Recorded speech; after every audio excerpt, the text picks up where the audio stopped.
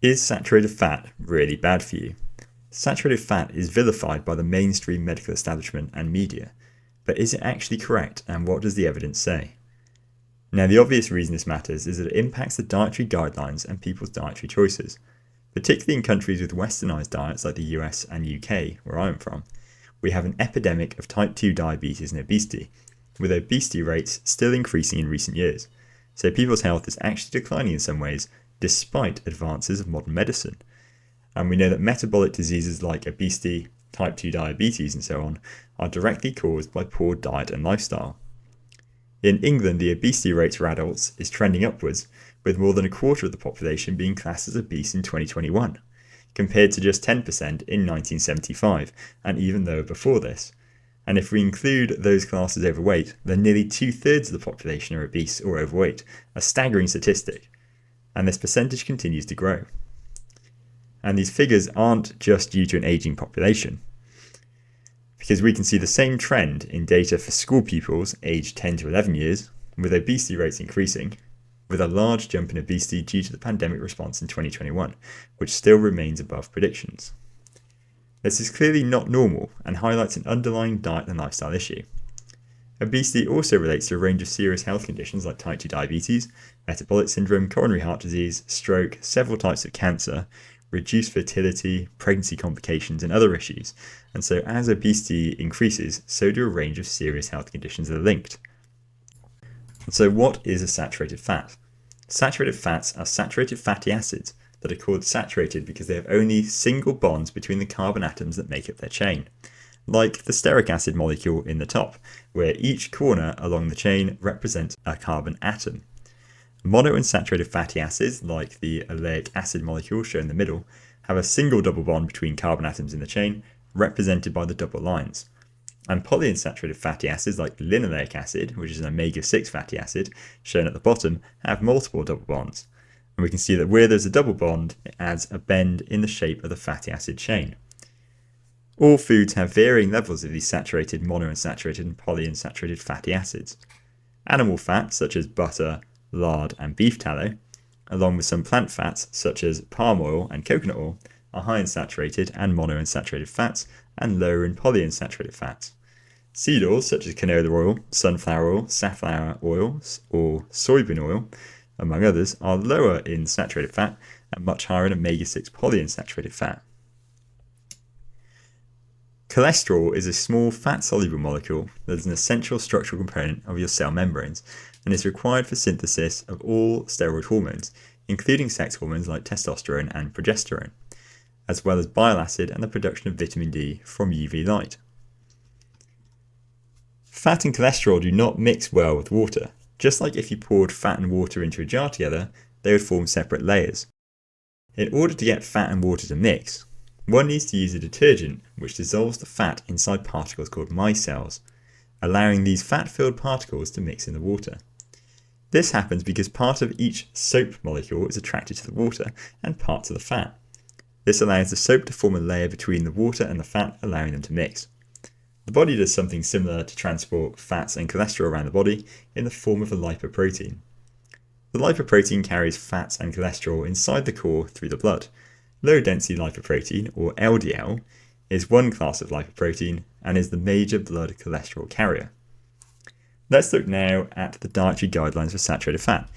If you do a quick search for saturated fat, you'll likely find a lot of articles from health providers and health charities, like this one from the UK National Health Service, which states that too much fat in your diet, especially saturated fat, can raise your cholesterol, which increases the risk of heart disease. And we advise cutting down on saturated fat and replacing some with unsaturated fat. And it gives the guidelines that we should reduce our saturated fat consumption to less than 30 grams per day for men and less than 20 grams per day for women.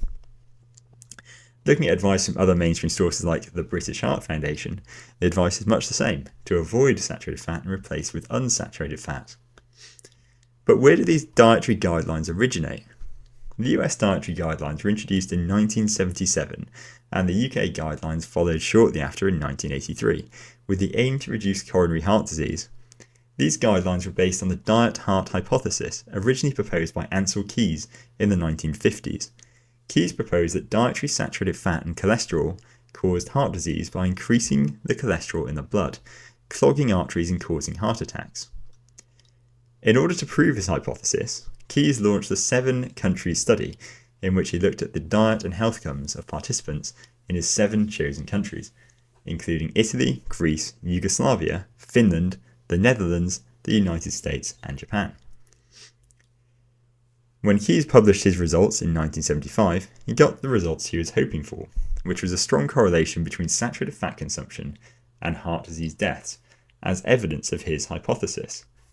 However, this observational study only provided a correlation between the saturated fat consumption and heart disease, and so more rigorous interventional studies would be required to establish a relationship of causation rather than just correlation.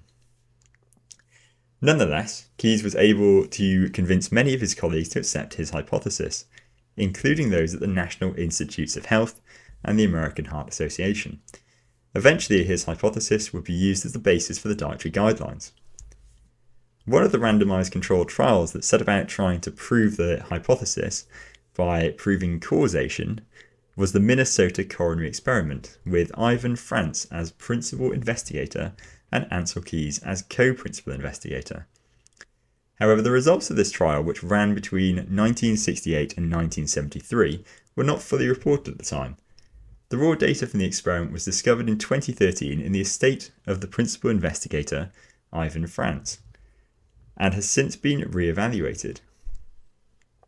The Minnesota Coronary Experiment is said to be one of the most rigorously executed dietary trials of cholesterol lowering by replacement of saturated fat with vegetable oil rich in linoleic acid, which is an omega-6 polyunsaturated fatty acid, and is a randomized controlled trial with 9,570 participants, the largest number for such a trial. The trial was conducted on participants in nursing homes and mental hospitals, where their diet could be precisely controlled, an experiment which would be unlikely to get ethical approval today.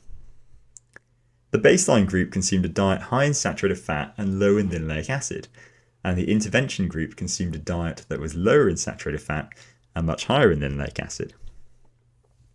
The 2016 re-evaluation found that although the intervention lowered cholesterol, this did not translate into an improved survival rate. And those who had the greater reductions in cholesterol had a higher, rather than lower, risk of death. And so the authors concluded that the randomized controlled trial data does not provide support for the traditional diet heart hypothesis. Another randomized controlled trial called the Sydney Diet Heart Study was conducted from 1966 to 1973 and also had results that were never fully published. The original data from the study was recovered and reanalyzed in 2013. The study showed that substituting omega-6 linoleic acid in place of saturated fat did not provide the intended benefits, but instead actually increased all-cause mortality, cardiovascular death, and death from coronary heart disease, which was the exact opposite of the expected result predicted by the diet heart hypothesis. The authors behind the re-evaluation instead proposed an alternative mechanism behind the development of cardiovascular disease. Due to being polyunsaturated, fatty acids like omega-6 linoleic acid are less stable and are more susceptible to oxidation due to their carbon-to-carbon double bonds that are not present in saturated fats. This model proposed that oxidative stress, combined with a diet high in omega-6 linoleic acid, as found in high concentrations in seed oils, leads to high levels of damaged linoleic acid, which produces damaged low-density lipoprotein, both of which are linked mechanistically to cardiovascular disease and make up a large component of the artery clogging plaque. The authors also analysed both these studies as part of a systematic review of all randomised controlled trials, which considered the top tier of evidence, and concluded that they do not provide support for the traditional diet heart hypothesis, and there was therefore no negative effect from saturated fat consumption found. Instead, a new prevailing paradigm suggests that heart disease is not caused by dietary saturated fat and cholesterol, but instead is a condition caused by a combination of chronic inflammation, excess consumption of both omega-6 fatty acids and refined carbohydrates, which can both be high in heavily processed foods, as well as a lack of exercise.